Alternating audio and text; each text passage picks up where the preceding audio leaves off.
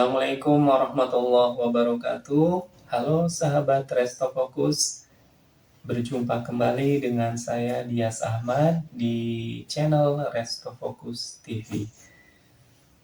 Saya sering mendapatkan pertanyaan dari banyak pengusaha restoran tentang bagaimana caranya agar restoran mereka bisa berjalan secara otomatis tanpa perlu mereka harus hadir atau ada di tempat.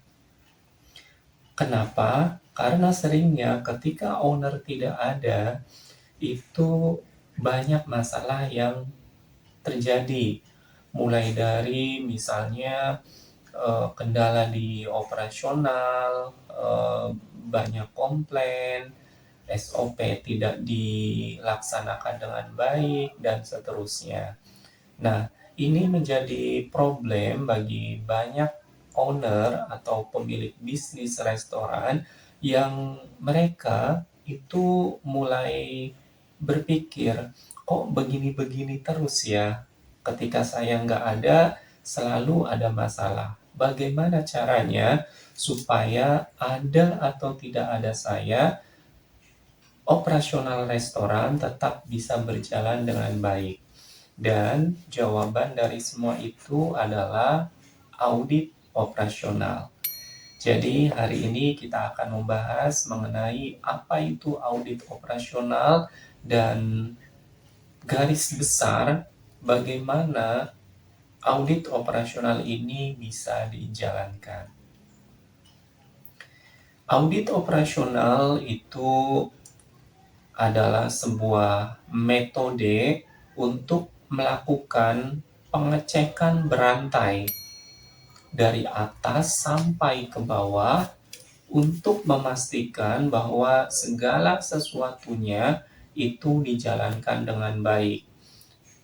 SOP-nya dijalankan dengan baik, aturan-aturan dan kebijakan yang ada juga dijalankan dengan baik. Ada atau tidak adanya owner.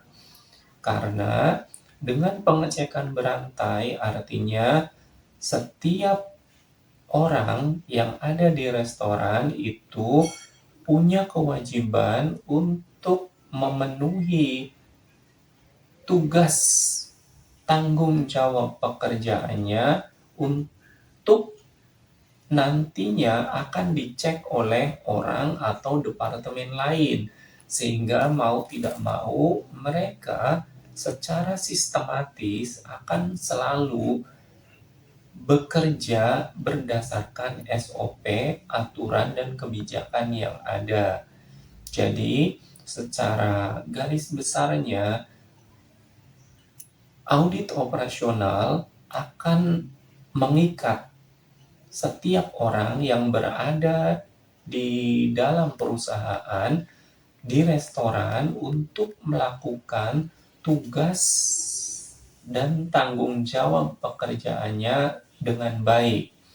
Nah, inilah kunci dari bagaimana sebuah bisnis bisa berjalan secara autopilot meskipun ketika ownernya tidak ada.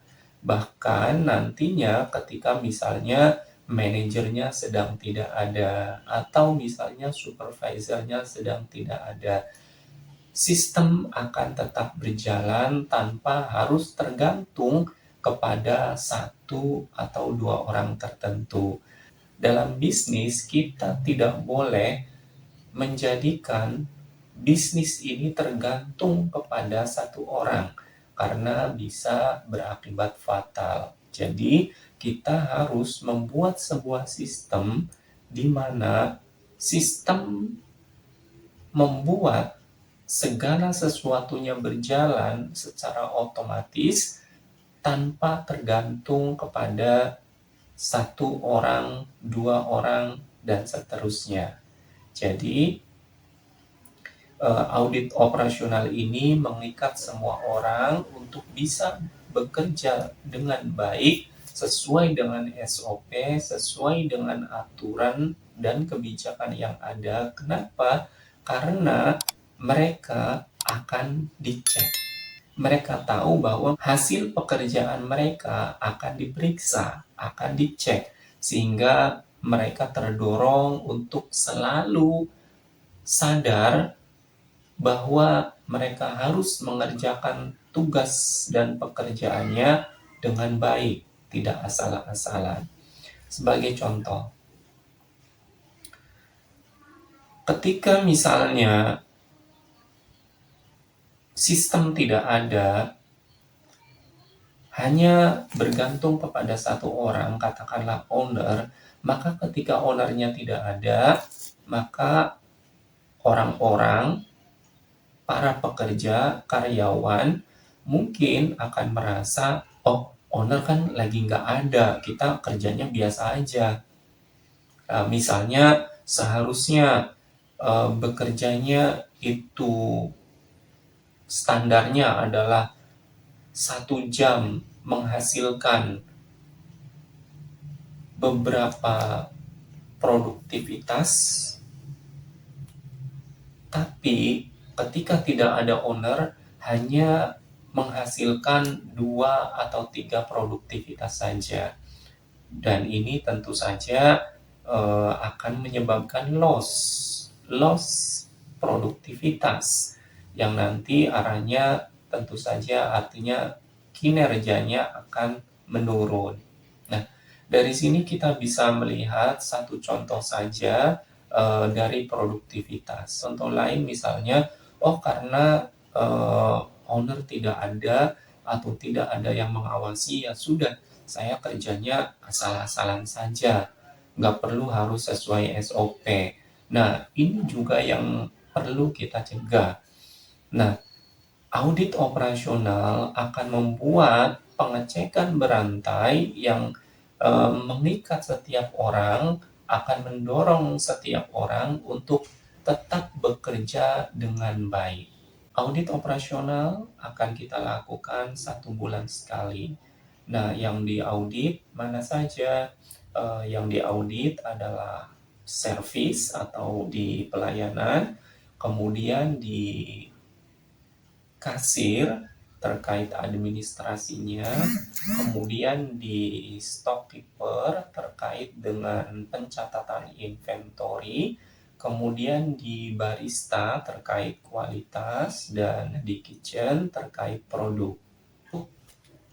Untuk di bagian servis nanti yang diaudit adalah misalnya langkah pelayanannya bagaimana, kemudian standar penampilannya bagaimana, kemudian SOP kebersihannya bagaimana.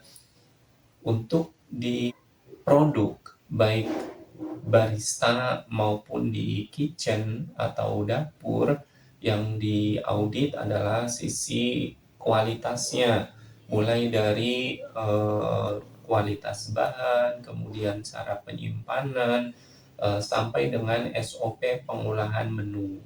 Nah, untuk di administrasi kasir nanti yang dicek adalah administrasinya, misalnya dari sisi transaksinya bagaimana SOP-nya, kemudian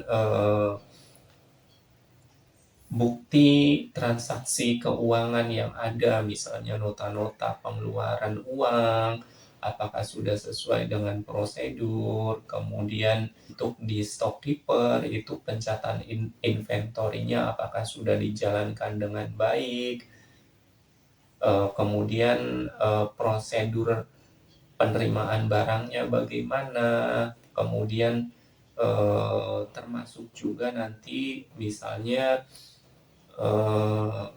apakah standar kualitas barangnya memang sudah sesuai standar atau belum, itu semuanya nanti dicek. Nah, dengan adanya tim audit yang melakukan pengecekan ini, maka tim di outlet restoran itu akan selalu terpacu untuk tetap bekerja sesuai dengan SOP-nya atau sesuai dengan aturannya, sesuai dengan kebijakan yang ada, tidak melenceng.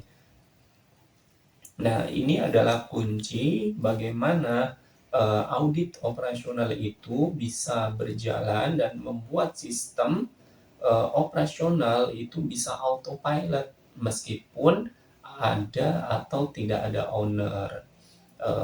Tidak lagi bergantung kepada satu orang, yang dimana memang bisnis tidak boleh tergantung kepada satu orang. Baik, sahabat Resto Fokus, saya kira untuk topik audit operasional ini saya cukupkan dulu sampai di sini. Mudah-mudahan bermanfaat. Bagi sahabat yang punya pertanyaan, silahkan untuk menuliskannya di kolom komentar.